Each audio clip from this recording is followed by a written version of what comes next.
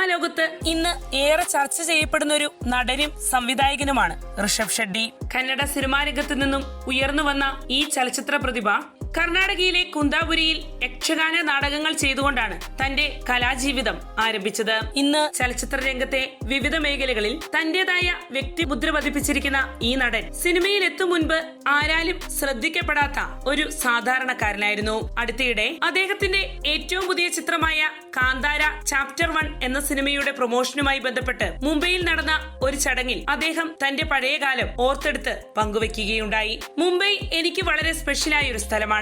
2008 അന്തേരി വെസ്റ്റിലെ ഒരു പ്രൊഡക്ഷൻ ഹൗസിൽ office boy ആയിരുന്നു ഞാൻ. ഒരു നിർമ്മാതാവിന്റെ ഡ്രൈവറായും ഞാൻ ജോലി ചെയ്തിട്ടുണ്ട്. ഒരു സിനിമ നിർമ്മിച്ചതിലൂടെ എനിക്ക് ഇത്രയധികം പ്രശസ്തിയും സ്നേഹവും അനുഗ്രഹവും ലഭിക്കുമെന്ന് ഞാൻ ഒരിക്കലും കരുതിയിരുന്നില്ല.